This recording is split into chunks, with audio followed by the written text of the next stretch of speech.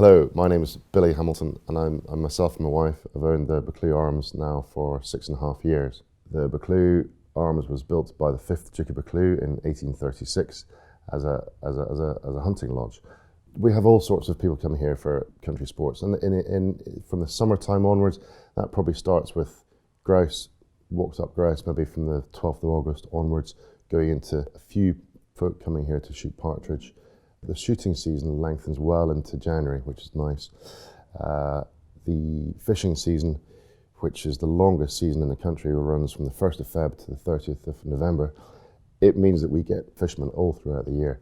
And at certain times of the year, we have all 3 or 4 different types of countrymen in here looking to revel the night away and have a bed for the night, really. So that's great. We go to any sort of lengths to help people in their holiday, because they're here on a holiday, really, and they want a good time. They want to drink well, eat well, and enjoy their pursuits that they're going to be doing outdoors.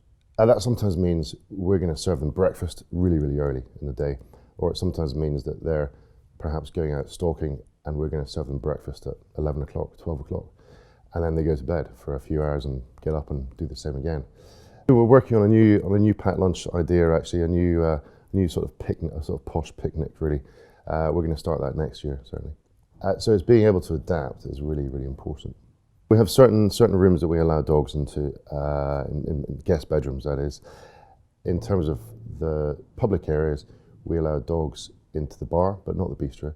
We're quite used to grabbing a whole load of wet kits, and perhaps it might be a fisherman might have fallen into the river, and his waders might be completely soaked, and they get thrown in the drying room, and hopefully that's fixed by the next morning. Our brand is actually I believe it's quite strong. It's quite important to us.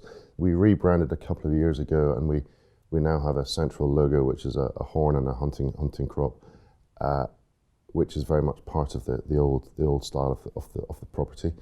But all throughout the year, we're changing our menus. We change our menus every month, and the focus there is very much local produce, is meat, is game, feather, fur and fin, really. The Scottish Field, I think, is great, and the Field magazine, Country Sports. We've had some good benefit from the Country Sports Tourism Group as well.